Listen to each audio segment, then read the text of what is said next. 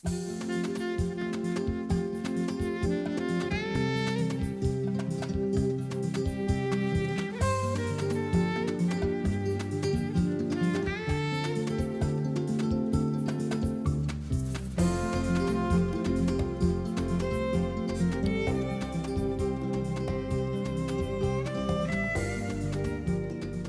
crea que no se lo voy a decir, ¿eh? Claro, se lo digo. Bienvenido a nuestro estudio de Canal 11.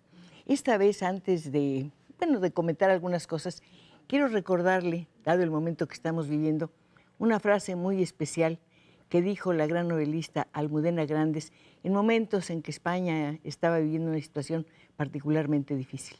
Ella hizo una reflexión al respecto, hablaba de la incertidumbre, de la inquietud, del desconcierto y finalmente decía: no voy a permitir que nada ni nadie me arrebate el derecho a ser feliz.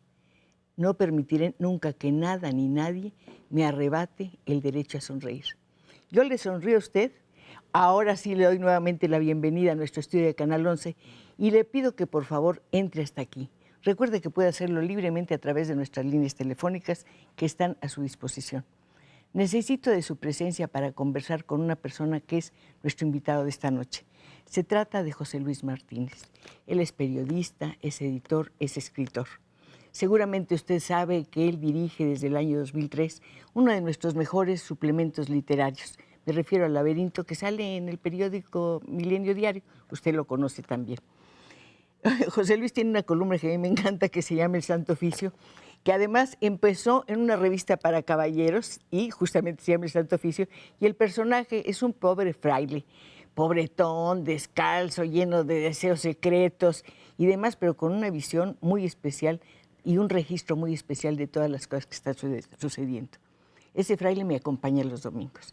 Y además de todas las cosas, ahora le debo a José Luis Martínez algo más. Este libro. El título es El día que cambió la noche. Son ciertamente las memorias de un noctámbulo en la Ciudad de México. ¿Por qué le digo que le debo este libro a José Luis? Por una razón.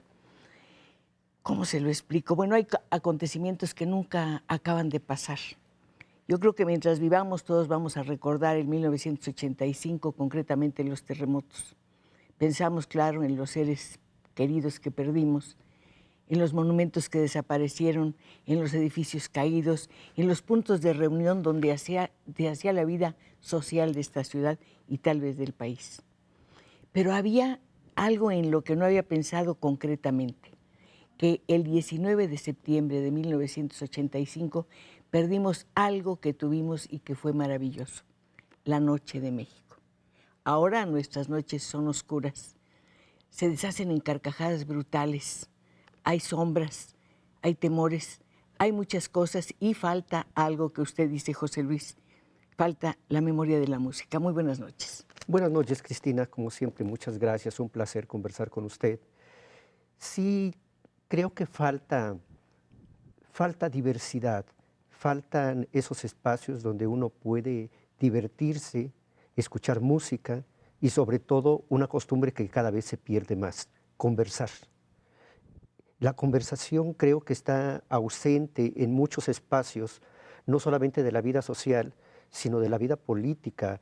De repente hay diálogos de sordos y yo sí extraño esa oportunidad previa a la maravilla de la telefonía celular y del internet, en el que uno podía perderse, divagar un poco, estar cobijado a veces por el silencio y conversar. Hay algo que me preocupa, el día que cambió la noche. Insisto, perdimos la noche, quiere decir que nos mutilaron muchas horas de nuestra vida. Es una pérdida grave. Sí, desde luego. De repente parece que la única posibilidad de vivir en la Ciudad de México es diurna, cuando la noche ofrece misterios y sucesos, personajes impresionantes y otra forma de vivir. No se vive igual de noche que de día. Eso es, perdimos, al perder la noche, las noches de México, las maravillosas noches de México, ese espacio, esa forma esa forma de entender el mundo, de mirarlo, de mirarlos entre nosotros y de conversar. La conversación nocturna es también diferente a la diurna. Sí, sobre todo porque generalmente es una conversación más sosegada. Cuando Hay uno... más tiempo. Exacto, por el tiempo.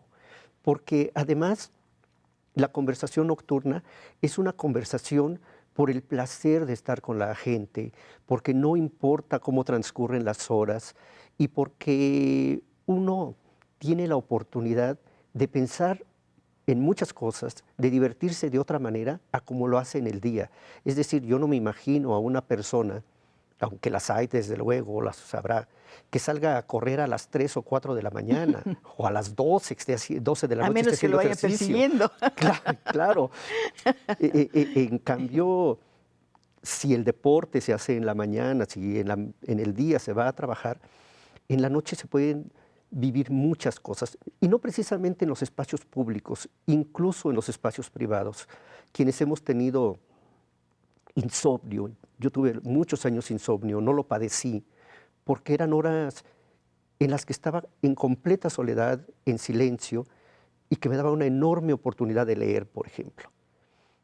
Lo vivía, esa lectura nocturna era muy distinta a la de otras horas del día, Bueno, empezando por el silencio. sobre todo por eso. Y no hay vendedores que lleguen y le ofrezcan un Cadillac o alguna cosa así. Sí, nadie toca la puerta. Y bueno, la ciudad ofrecía una gran cantidad de espacios para todo tipo de público. Había espacios para jóvenes, los hoyos funkis, había las discotecas, pero también había ciertos refugios donde estaban la gente de otro tiempo.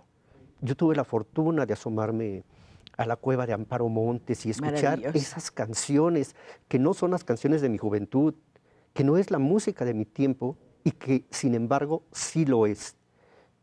A mí me gustaba ir ahí, o me gustaba de repente entrar a los bares de los cabarets donde actuaban viejas estrellas como Lupita Palomera.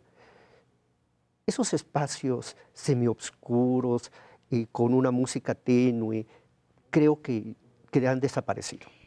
Yo no dudo, José Luis, que van a llegar nuestros amigos aquí a nuestro estudio a acompañarnos, a decirnos, por ejemplo, usted ha disfrutado de las noches de México.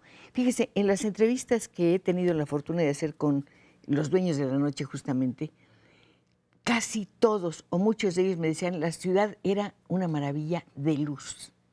Se perdió la luz de neón, se Claro. perdió la luz de las marquesinas y se perdió algo que dicen que era maravilloso, el olor a gardenias en la calle. Sí, las vendedoras de flores a la salida de los cabarets, y muchos hombres, la mayoría, le compraba un ramito a su pareja. Era una costumbre que está ausente. Ya nadie compra flores para sus parejas, o serán muy pocos. Entre los jóvenes creo que es una costumbre que lamentablemente se perdió. Y ahora que habla de los dueños de la noche, confieso abiertamente que este libro es muy deudor de esas entrevistas, de ese Perdón, libro José Luis, maravilloso. no me refería al libro, al No. título, me refería a quienes son los dueños de la noche. Por ejemplo, usted me dijo Amparo Montes. Aquí vino, la conversación fue extraordinaria y nunca olvidaré su interpretación de Nadie. Bueno, acuérdese que decía, nadie canta, nadie como Amparo Montes. Sí, es cierto, Y luego escucharla con Juan Bruno Tarraza al su piano, gran compañero. su gran compañero en la cueva, o asistir a esos enormes duelos de bolero donde venían César Portillo de la Luz, José Antonio Méndez, Elena Burke. Elena Burke, que dicen tiene la voz del mar, dice Celorio o algo así. Sí, claro, es lo que dice Maravillosa. Gonzalo Cuando canta Celorio. 20 años es sobrecogedora, ¿no? Sí, y no nada más había eso, también había los espacios para bailar. Los salones de baile. Los José salones de Luis. baile, el California, Los Ángeles, el Colonia, con su Colonia. negro enorme, por donde entraba uno ahí en la colonia ¿Dónde obrera. habrá quedado ese negro? Era un negro del tamaño del escenario que tengo aquí atrás del espacio. Negro brillante con los labios rojos, rojos y luego los dientes muy blancos. Sí, claro. ¿Y dónde habrá quedado esa figura maravillosa, que era un símbolo de las noches de México? Los Pues, Jaras se lo habrán llevado. posiblemente. Son preguntas que tendríamos que buscar su respuesta, como tendríamos que buscar la respuesta a tantos desfalcos que ha tenido esta ciudad, no solamente por acontecimientos tan terribles como los sismos de 1985, sino por errores políticos, por decisiones erróneas. José Luis, evidentemente hay una vida nocturna. Yo no la conozco, pero sí noto el desprecio a aquellas noches de México al ver el abandono en que se encuentra lo que fue el Broadway de México, San Juan de Letrán. Bueno, Es un desastre. San Juan de Letrán es una tristeza. Sí.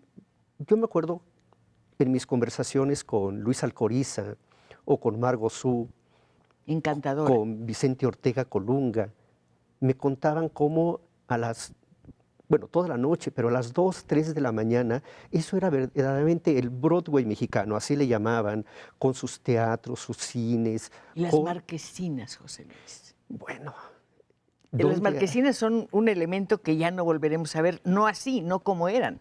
No, ¿por qué? Porque las marquesinas representaban algo, la existencia de estrellas, de figuras, de nombres que convocaban a los parroquianos a asistir a determinado lugar. Entonces, en las marquesinas, sobre todo en los cabarets, era un poco curioso ver los nombres enormes de las estrellas y cómo iban disminuyendo el tamaño de las letras hasta las que prácticamente no se veían. Al paso del tiempo. Había marquesinas de lugares de segunda, de tercera, que tenían las letras chuecas o algunas letras ausentes, pero había algunas que eran espectaculares, ¿no? Yo me acuerdo de la del Continental, la del Belvedere, cuando se presentaba Olga Brinsky, era el gran acontecimiento, o cuando en el Can aparecía la princesa Lea, y sobre todo para mí... ¿Con su copa de champaña? Con su copa de champaña, por supuesto, el baño la de la copa de champaña. La señora se bañaba en una copa de champaña. Sí, no se bañaba en champaña. Después le echaban... Después, para quitarse la espuma, le echaban una botella de champaña. Aquí no quiero champaña, no quiero espuma, no quiero que me quite nada. Los quiero a ustedes para que conversen con nosotros. Díganme, ¿quién conoció el patio? ¿Quién ha ido al Barba Azul, que todavía está funcionando? ¿Quién bailó en el Colonia? ¿Quién conoció a Serina? ¿Quién bailó de veras al ritmo de Casquera? Que era José Casquera. Maravilloso.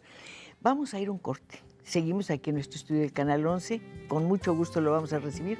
Y por supuesto, por si acaba de sintonizar nuestras frecuencias, le digo que está con nosotros José Luis Martínez hablándonos de su nuevo libro. Aquí está, se lo enseño.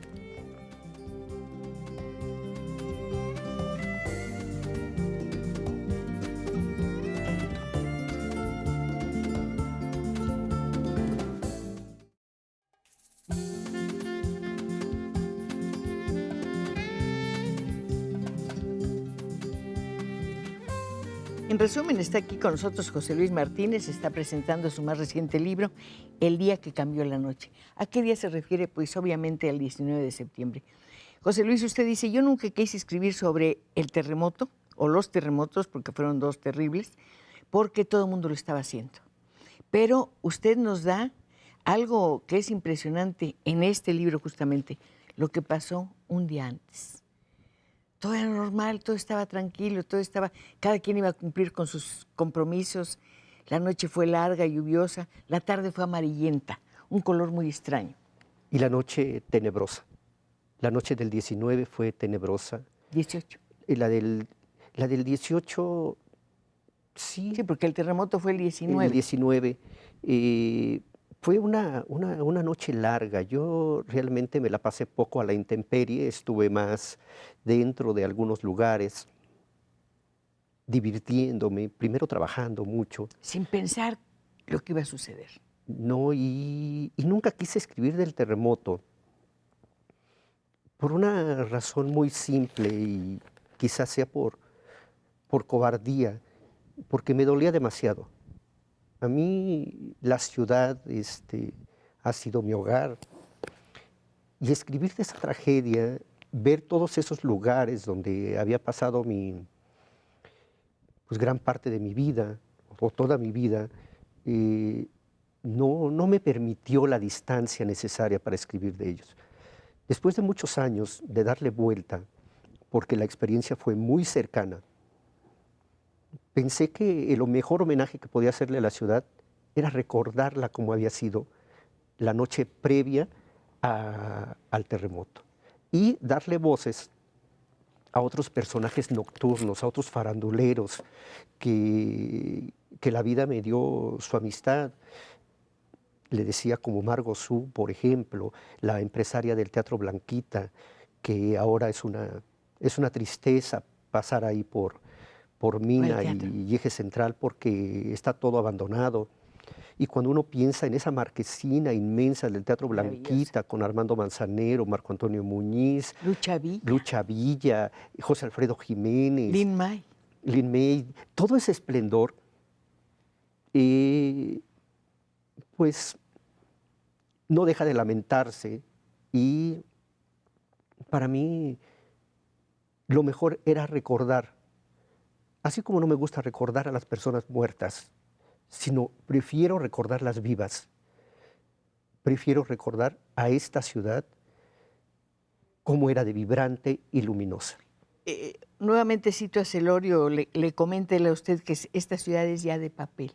Esa ciudad que quisimos es de papel. Quedó en la memoria de los textos. Claro, Celorio escribe un libro maravilloso que es México, ciudad de papel, donde dice que esta ciudad, que ha padecido tantas tragedias a lo largo de su historia, inundaciones, destrucciones, ha ido cambiando, se ha ido transformando. Y todas esas destrucciones que no nos permiten ver cómo era la ciudad en otras épocas, son accesibles a través de las crónicas, de las historias que se han escrito sobre ellas. Desde siempre, desde la conquista. Irse a Hernán Cortés, irse a Bernal, y más cercanamente, mucho más cercanamente a lo que ha escrito y rescatado Héctor de Mauleón, irse a lo de Novo, irse a los textos de José Emilio o de Carlos Monsiváis, nos devuelve... O del propio Carlos Fuentes. Bueno, por supuesto, Carlos Fuentes en sus novelas, que además era muy curioso, dice José de la Colina, que como iba a los cabarets, y en una libretita se la pasaba apuntando, las muchachas que ahí trabajaban creían que era policía. Entonces no se le acercaban, ¿no? Parece que era agente secreto ahí, tratando de anotar a quién se iba a llevar a la cárcel. Hay muchos. Yo creo que la historia de la ciudad no se entendería sin tantos personajes maravillosos. Es que el problema es que no es una ciudad, José Luis. Son muchas. Son muchísimas. Y además usted encuentra las cosas más increíbles en el rincón más inesperado. En este libro, debo decir varias cosas. Número uno, son más de 20, son 26 capítulos. Todos son conmovedores. Está excelentemente escrito.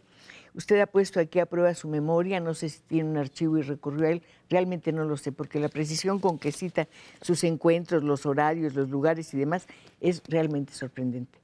Pero hay un fragmentito pequeño perdido en el libro, donde aparecen las grandes bellezas, las grandes mujeres que con su desnudez iluminaban, eran como soles que iluminaban las noches de México.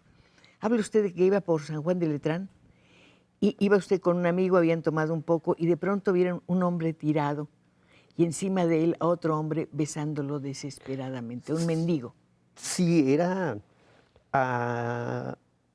junto a la entrada del mercado de San Camilito, en Garibaldi. Nosotros salíamos de un cabaret de última, que se llamaba El Rey, que estaba en la calle de Ecuador, y íbamos a comer algo a San Camilito, cuando vimos a un hombre de traje, bien arreglado, cuyo cuerpo descansaba sobre las rodillas de un mendigo, que le daba unos besos verdaderamente ardientes en la boca. A nosotros se nos bajó la borrachera en pensar que alguien pudiera hacer así algo con nosotros contra nuestra voluntad, porque si uno quiere, pues no hay ningún problema, pero el agarrarlo inconsciente, el aprovecharse de su indefensión. Pero hay algo, cito ese capítulo porque en el libro hay una serie de personajes que no tienen nombre, no sabemos quiénes son, pero que parece que van desprendiéndose de las paredes tan cargadas de vida y de historia que son las paredes del centro histórico. El vendedor de esto, el vendedor de flores, el que ofrece un refresco, el que se acerca a darle algún servicio.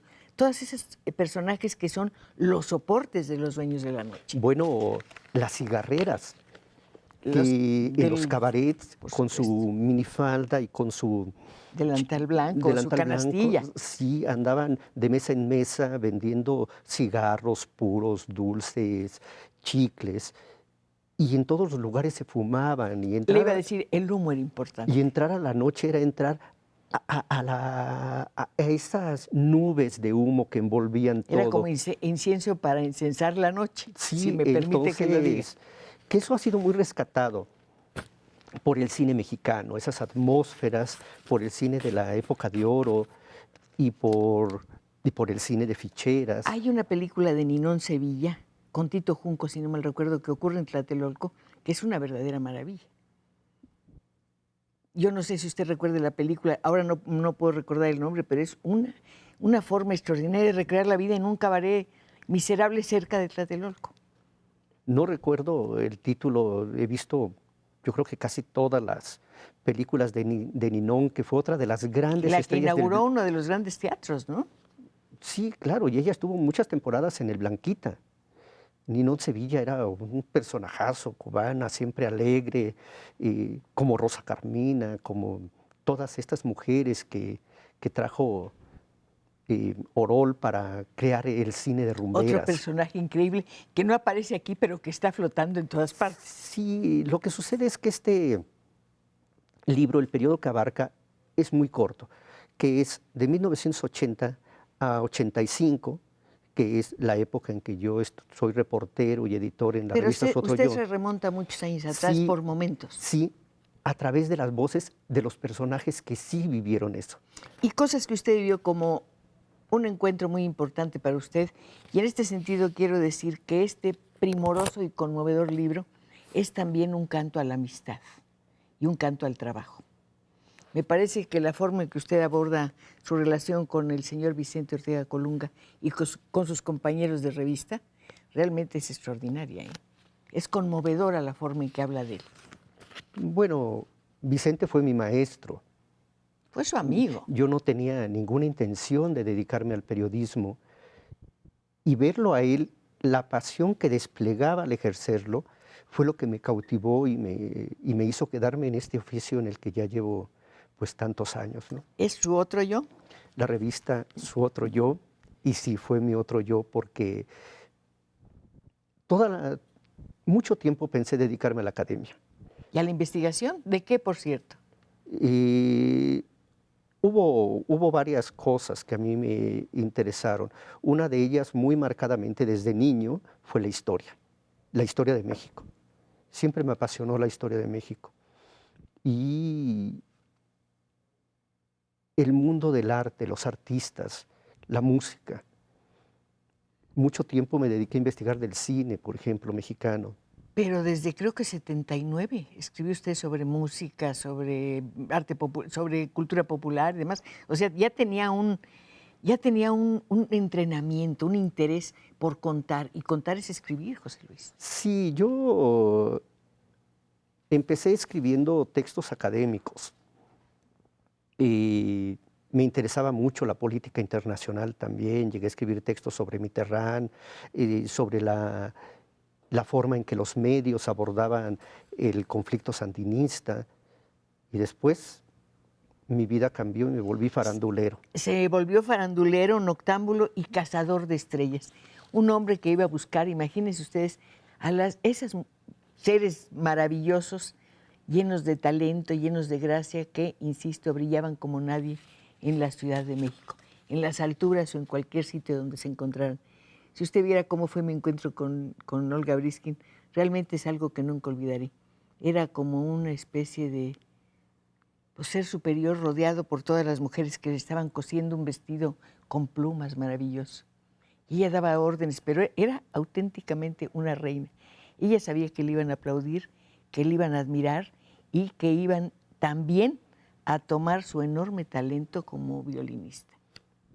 En el piso 14 Por supuesto, del Belvedere. del Continental Continental. fue donde usted la entrevistó, Sí. esa entrevista que se incluye en Los Dueños de la Noche.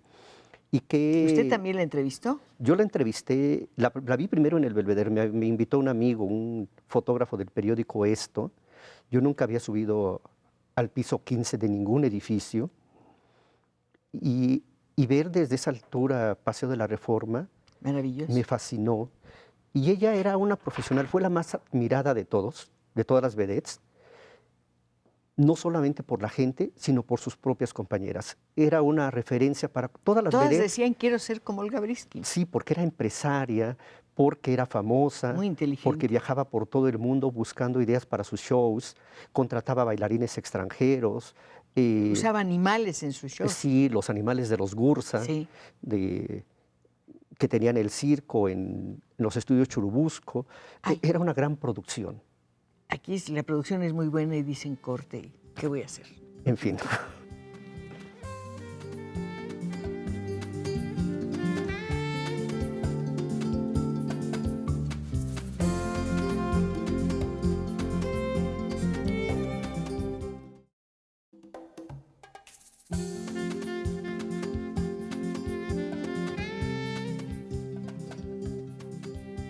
Me encanta, de verdad me encanta cuando aceptan llegar aquí a nuestro estudio de Canal 11 a través de las líneas telefónicas. Ya saben que este estudio está justamente pensado para que usted se sienta cómodo, tranquilo. Aquí no hay frío, aquí no hay congestionamiento y hay, ¿sabe qué?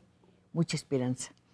La señora Mari Carmen Hernández dice, quiero felicitar a la señora Pacheco y quiero decirle que la frase que dijo es muy sabia y que ojalá la pueda repetir. La frase no es mía, la frase es de, le digo, una novelista excepcional que es Almudena Grandes y que dice, no permitiré que nadie me arrebate el derecho a ser feliz.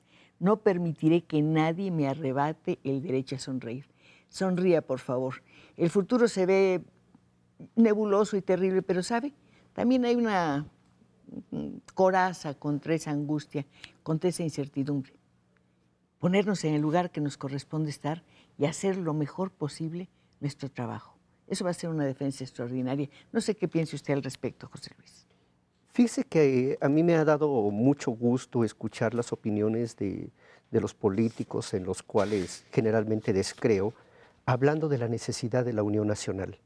Creo que unirnos, hacer lo que nos corresponde y dejarnos de preocupar un poco. Es imposible desprenderse No, imposible. totalmente de eso, pero un poco de lo que están haciendo los otros y hacer lo que nos corresponde, lo que nos toca, yo creo que eso es valioso. Me encanta que lo diga. Carlos Hernández dice, estaba el famoso negro que adornaba la entrada del Salón Colonia, o también conocido como el Bar Marro. Ese negro está actualmente en el Museo del Juguete, con una familia de japoneses. Oiga, yo no lo vi, fui a hacer una entrevista ahí al Museo del Juguete, pero voy a ir desde luego, en la Colonia de los Doctores, en el patio central, y ese salón tuvo un danzón muy especial. Me voy al Colonia. O sea, ese salón se escribió un danzón, yo no lo conocía, ¿sí? No, no lo conozco. Yo no lo conozco. Y el compositor fue el maestro Alejandro Carmona, pues hay que buscarlo. Cardona. Aquí, sí, Debe ser Cardona. Sí. Perfecto. Vamos a ver qué nos dice Lilia Benavides. Toda mi generación fuimos a disfrutar del café en Coyoacán, un lugar llamado El Café del Coyote, que era un lugar precioso, el Coyote Blanco era un lugar de una belleza extraordinaria. También fuimos a la Zona Rosa. La Zona Rosa también es una pena, es otra forma de vida que se ha perdido, es intransitable. Sí, y es una lástima porque la Colonia Juárez siempre fue una colonia muy bonita, muy hecha para caminar. Y los lugares, Y los restaurantes, y la los gente que se cabarets. reunía ahí, desde lugares como el Kiner y de todo esto, pues ahí estuvo toda la generación de la ruptura, y Cuevas, y Monsiváis. Cuevas y el arte efímero. Claro, su mural Y efímero. Jodorowsky. Y las galerías de arte. El Kineret, que era importantísimo. La librería francesa. Y bueno, muchos cabarets también, La Ronda, el Cancán, el Salón Luz. La Trucha Vagabunda. ¿Ese cómo eres? Era un restaurante Ajá. de mariscos, Ajá. pero el nombre era muy atractivo, La Trucha Vagabunda, Muy era muy simpático. famoso, y además restaurantes como El Claro, te Focolare, iba a decir. El Parador de José Luis, el Chalet Suizo. Eran lugares a donde iban los políticos y era todo un espectáculo verlos llegar y escucharlos, desde luego, ¿no? Sí, iban políticos de altísimo nivel que todavía tenían esa oportunidad de ir a espacios públicos sin que los abuchearan. En el Parador, si no mal recuerdo, se hacían las comidas de la revista Siempre. Y era una verdadera maravilla ver llegar a personas como Paquito Martínez de la Vega o el personaje de quien estábamos hablando hace un momentito. José Pajes Yergo. No, y el otro, el peatón. Ah, Pepe Alvarado, el maravilloso Pepe Alvarado, pero fíjese que los dos son todos son grandes maestros. Paco Martínez de la Vega, que tiene una anécdota maravillosa, que dice que en una gira con el presidente Lázaro Cárdenas, de repente el presidente entra a un jacal y cuando sale le dice, pasa a ver qué es lo que tienen allá adentro. Pasa Paco Martínez de la Vega y encuentra un artículo suyo enmarcado en ese jacal que no tenía nada. Y entonces dice Martínez de la Vega, esa es la verdadera satisfacción de un periodista. Y dice una frase ya en desuso, no creerse el muy muy ni el tan tan. Y no ser complaciente. Sí, claro. Decir lo que uno ve, yo creo que es todo lo que tiene que hacer. Y lo que uno piensa. Por supuesto, pero hay que dar constancia, es decir, hay que captar todo lo que está sucediendo, porque a veces no nos dicen lo que está pasando. Claro, nos interpretan lo que está pasando. Es nos traducen. Es terrible eso, pero sí eran grandes maestros. Yo los admiré mucho, como también admiré enormemente a Jacobo Zabludowski. A Jacobo y a Pedro Campo y a tantos otros que pasaron por las publicaciones donde usted ha estado, justamente. Sí, tuve la fortuna de convivir con ellos, como usted también, en la revista Siempre, sí. en El Sol de México, en conocer a personajes como a La Triste, por ejemplo, tan un personaje polémico. Absolutamente sensacional. Pero en fin, Lilia Benavides también le dice que con un ambiente romántico y una buena plática, aún lo recuerdo y me da mucho gusto que el café está volviendo. Bueno, se ha despertado el interés por los cafés, nada más que todos son de una cadena que está abarcando todo, pero hay todavía cafés chiquitos donde uno la pasa maravillosamente bien. En el centro están renaciendo algunos muy pequeños, con muy buen café por otra parte, y bueno, permanece ahí el Habana. ¿A donde usted iba frecuentemente, iba Palillo? Sí, tenía su mesa. Palillo llegaba todos los días, si no me recuerdo, a las 5:30 de la tarde, iba con Lupita, su esposa, y con el pelón Carlos Estrada Lang, que acaba de fallecer, el papá de la productora Carla Estrada, sí, que fue mucho tiempo el jefe de Relaciones Públicas del Blanquita, y gracias al cual yo accedía a ese teatro, nunca por la puerta de enfrente, sino por la de Mina, y entonces me acostumbré a ver todas las funciones desde el escenario, desde donde los las vemos los periodistas. Sí, todas las funciones las vi ahí, de repente también me emocionaba con los éxitos o los fracasos de cada uno de los artistas que participaban ahí. Un público conocedor, muy conocedor, muy exigente, pero además era muy bonito que iba toda la familia. Claro.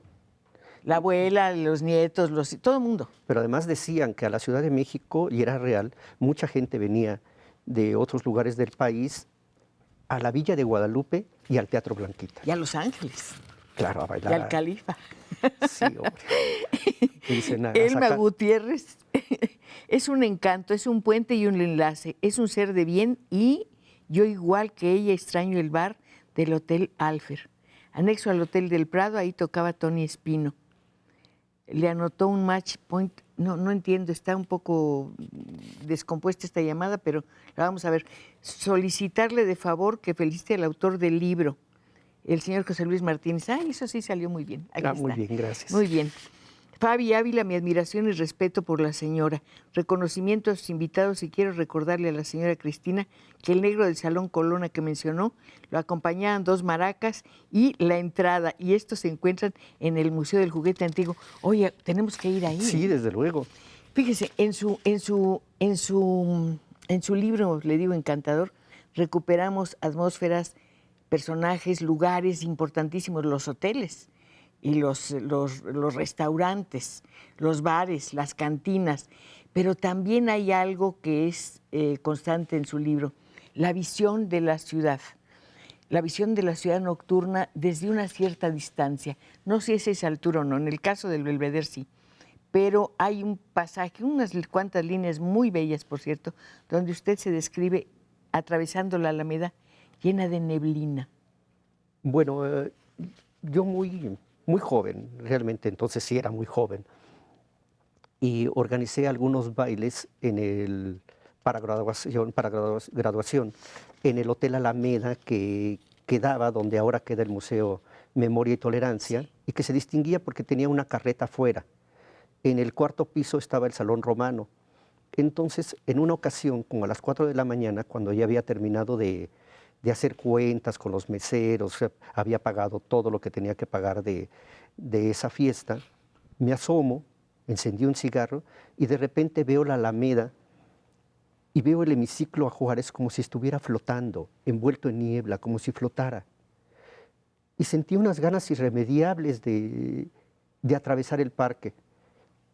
Me bajé, me despedí, me bajé y empecé a darle una vuelta a la Alameda solo, sin ningún temor en realidad. Tampoco me importaba, yo llevaba el dinero, porque todo era en efectivo, de la fiesta de esa Sí. noche, pero en realidad no me importaba ni pensaba si me iban a asaltar o no, sino sumergirme en ese mundo casi onírico. Y sí, es una experiencia inolvidable para mí. Las luces de los automóviles, escasas, pero muy precisas, marcando los derroteros, las avenidas, las calles. Sí, desde luego, y esa Avenida Juárez todavía de doble sentido. Una ciudad que se podía transitar en automóvil y caminar mucho. Era maravilloso ver las luces de los automóviles, pero también las de los aparadores. Los aparadores siempre iluminados. no estaban enrejados o tapiados por cortinas como actualmente, sino estaban siempre iluminados. Yo de muy joven, muy niño prácticamente, cuando trabajaba en la panadería francesa en Motolinía, entre Madero y 16 de septiembre, atravesaba el Zócalo a las 5 de la mañana y siempre era detenerme en el número 40, 36 de Madero, en una tienda que se llamaba Modas Jaffer. Y me gustaba ver los maniquís de las novias y los hombres con frac y esa ropa tan elegante que yo soñaba prácticamente inaccesible. Y siempre me detenía ahí, me gustaba, porque además cambiaban con cierta frecuencia la decoración. Estaba High Life y estaba una tienda de pieles en Madero, casi esquina con Filomeno Mata, y sigue estando exactamente igual que como era. Las mismas blusas de seda tipo Ingrid Bergman, las estolas de pieles como si fueran los años 40, y la dueña, que es una mujer realmente notablemente bella, y ha estado siempre ahí. No se ha movido. Le pregunto si hay ventas de pieles y dicen, no, pero yo este es mi lugar. Sí, hay ciertos comercios del centro que no han cambiado, como en 5 de Mayo, esta tienda que vende solamente productos para caballero ingleses. Eso es maravillosa, José Luis. Están las pipas, los sombreros, las bufandas. Los juguetes. Los juguetes. El centro aloja numerosos lugares en los que hace falta tiempo de tener, oportunidad de detenerse un momento. Justo, a mí me hace falta tiempo porque llegó el corte.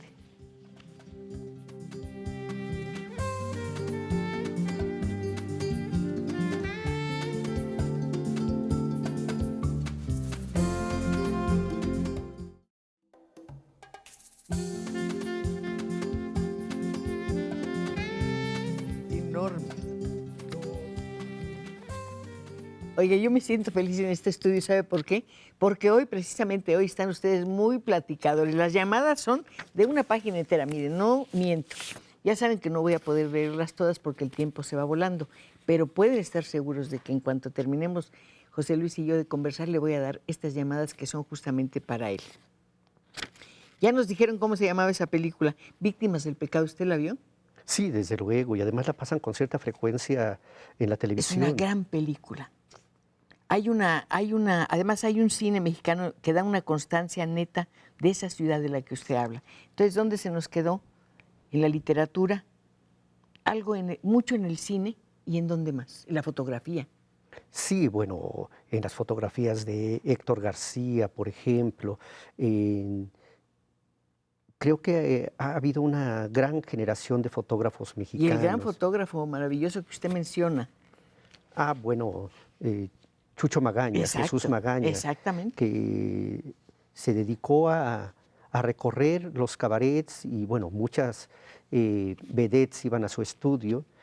Y cuando usted recorría la ciudad, todas las entradas de los cabarets, en todas las entradas de los cabarets había unos fotomurales enormes. Todas las fotos estaban firmadas por Magaña. Él dice que él contribuyó a iluminar la noche de la Ciudad de México y tiene toda la razón.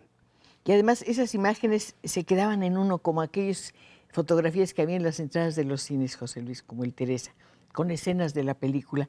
Esas son cosas inolvidables. Pienso en el Teresa por una cosa, es algo que se perdió, lo convirtieron en una plaza comercial. Yo lo lamento porque era un cine precioso, la marquesina era absolutamente notable y ya no hay nada. Bueno, la inauguración del Teresa fue apoteósica, su estilo arquitectónico, su amplio vestíbulo. Es que San Juan de Letrán era otra cosa, no era ese mercado en el que se ha convertido toda la avenida y que además le cambiaron el nombre a nuestra historia, todo ese eje central Lázaro Cárdenas, ya no tenemos Niño Perdido, San Juan de Letrán, Santa María la Redonda. Estoy pensando en el Savoy, en el claro. cine Savoy, en este momento, que era un cine muy especial. Sí, de películas eróticas. Como El todavía, Río. Como El Río, El Venus. El cine del Prado también era de películas eróticas. Por lo menos para adultos. Sí. Había varios, pero el Savoy, que todavía existe el pasaje y está funcionando el cine, pues es para diversificar, vuelvo a la palabra, la oferta de entretenimiento en esta ciudad. Hay que decir que la ciudad de la que usted habla, que se ha perdido y que rescata gracias a su excelente memoria, está iluminado por el talento, por la belleza de las mujeres, pero también por el desnudo. Sí, había muchos espectáculos donde había desnudos. El primero al que yo asistí siendo adolescente fue al burlesque. Había dos grandes lugares para el burlesque, que eran el Teatro Iris y el Lírico, y en esos lugares, por primera vez, en las localidades más elevadas, que eran las más baratas, pude asomarme al cuerpo de una mujer, al cuerpo totalmente desnudo de una mujer, en unos espectáculos que tenían ciertas pretensiones artísticas. Empezaba generalmente una orquesta, después venía un desfile enorme de vedettes, porque eran muchas, y después cada una iba haciendo su actuación. La última vez que fui al burlesque, que fue en el Colonial, donde yo lo frecuenté varias noches o muchas noches, tratando de entrevistar al siempre esquivo Borolas, a Joaquín García, que... Usted dice que habló muy poco con él. Bueno, él hablaba muy poco conmigo, yo hablaba mucho. Sí, pero que no quiso darle realmente una Siempre entrevista. me decía, se arrugaba la nariz y me decía, no, a mí no me gusta hablar de eso, no, yo de eso no. No me gusta hablar del pasado. Y yo le insistía y no sé por qué me toleraba, porque yo iba cada noche, veía los espectáculos, lo esperaba que saliera a fumar y siempre le insistía en la entrevista. Nunca me dio una entrevista, aunque platicamos en corto de muchas cosas, ¿no? Pero nunca de su vida. fue muy celoso de su vida, cuando menos conmigo. Hablando de los lugares especiales, pienso en el Prado. Muy poquito antes del 19 de septiembre, unos días antes, creo que 4 o 5, entrevisté ahí a Rosita Fornés. Lo menciono porque estuvimos realmente platicando muy felices y ella me hablaba de Medel, otro cómico, realmente, otro actor, no cómico, extraordinario.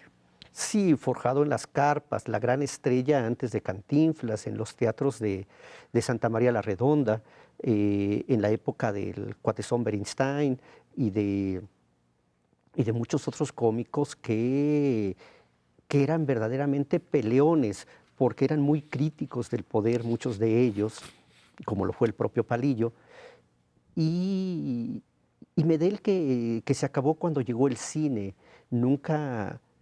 Además era un hombre difícil de Un hombre carácter. difícil Sí. y nunca soportó el éxito de Cantinflas. Es lo que se dice, ¿no? Que Cantinflas lo opacó Extrañé a completamente. Medel aquí, ¿no lo conoció usted? No, nunca pude platicar con Medel. Hay muchas otras gentes con las que yo sí conversé y que no están en el libro, porque traté de seguir un consejo de Kapuczynski que decía que hay que reportear la memoria. Entonces trataba de reportear mi memoria, que es bastante blandengue, y afortunadamente me encontré una serie de materiales que yo había publicado y que, como la Madeleine de Proust, detonaron otros recuerdos. Pero con Medel no platiqué. La memoria, como dice usted en su libro, tiene que obedecer al amor. Sí, yo creo que la memoria siempre está ligada a nuestras pasiones, siempre está ligada al amor, y a mí me ha guiado siempre el amor a la Ciudad de Este México. es, que le iba a decir, este es un libro de amor. Esto es un libro de amor a la ciudad. No hay una nostalgia llorona, ni mucho menos. Simplemente hay alguien que camina serenamente entre las ruinas de una ciudad donde se quedaron muchas vidas, muchas historias, y se quedaron, sí, y es el momento, siempre es el momento de rescatarlas. No sé lo que usted piense, José Luis. Mire, yo nunca, nunca quise hacer un reportaje, irme a la hemeroteca y fatigar tomos y tomos y tener el dato preciso. Quizá en esta memoria haya cosas que otra gente las recuerde de otra manera. Pero Yo, siempre ocurre lo yo mismo. lo recuerdo de una, y por eso para mí son verdaderas, son verdaderos mis recuerdos. Acabo de leer el libro eh, de John le Carré, y donde John le Carré habla, ¿El último? el Sí. último libro, donde John le Carré habla de lo mismo, curiosamente, de cómo escribe sus memorias y que para él son verdaderas, así no hayan ocurrido los hechos como él los cuenta. Pero siempre ocurre lo mismo. Cada uno de nosotros, aunque estemos en este lugar, vamos a describir lo que pasó aquí de diferente manera. No hay nada más ficticio que el recuerdo, ni Claro, más literario. sí, por eso siempre se recrea. El recuerdo siempre se está recreando. Y a la memoria hay que llevarla, dejarla que nos arrastre en algunos momentos, pero llevarla también hacia la dirección que uno quiere. A veces nos arrastra, la memoria nos seduce, porque nos seduce la luz. Y usted cita algo muy bonito que tiene que ver con la luz, que nos ilumina cuando somos jóvenes, estará para siempre con nosotros. Sí, lo dice Barico Maravilloso. en una de sus novelas. Y yo lo que digo que de las cosas que más extraño, no quise hacer un libro de nostalgia, No lo es. sino un libro de recuerdos, de memoria, el testimonio de algo, de una palabra que usted utiliza con frecuencia, de un notario Sí. que vio eso y quiso compartirlo con los ¿Sabe demás. que hay momentos en este libro en que me da la importancia de que usted es un buen amigo de alguien que cayó gravemente enfermo y se acerca a él y le cuenta su vida, la vida maravillosa que tuvo cuando no estaba enfermo? Y ese hombre se puede ir tranquilo porque vivió recordando sus buenos momentos. Esa es la impresión que me da. Sí, yo creo que en esta vida y con tantos problemas que hay ahora con la llegada de este señor al gobierno de Estados Unidos, eh, no se vale solazarnos en lo malo, No. sino en lo mejor que tenemos. Y lo mejor tenemos que tenemos mucho. es la vida, nuestros recuerdos, nuestras amistades y lo que vamos viendo. Los periodistas somos privilegiados en ese sentido de poder asomarnos a todas partes porque siempre nos llaman. La obligación nos llama. La obligación nos llama. Además, Vargas Llosa me dijo alguna vez, qué maravilla que eres periodista, porque los que ejercemos este oficio tenemos una llave mágica que abre todas las puertas. Y usted abrió todas las puertas que daban a la noche. Sí, y además me dio la oportunidad de asomarme a un mundo que yo nunca imaginé, o que imaginé, pero que nunca pensé al que podría acceder. Y sin embargo, el periodismo me dio esa oportunidad de conocer gente, de admirarla, de conversar con ella, de vivir esa vida que estaba muy lejos de mi alcance. El periodismo me la acercó, como me acercó a tantos personajes, como me acercó a la amistad de Luis Alcoriza, por ejemplo, o a conversar con Acerina, aunque nada más haya sido una vez, no importa. El periodismo para mí ha sido no una manera de ganarme la vida, sino mi forma de vida. Gracias. Gracias, José Luis. Ya se nos acabó el tiempo. Estamos despidiéndonos a toda prisa porque con él siempre me pongo a conversar y se me olvida que existen los relojes. Nos vemos el próximo viernes. ¿Le parece bien? Claro, ya sabe, para seguir conversando. José Luis, buenas noches, muchas gracias. Y aquí tiene usted. Gracias, Cristina, Gracias. como siempre. Qué Gracias. placer platicar con usted. Muchas gracias.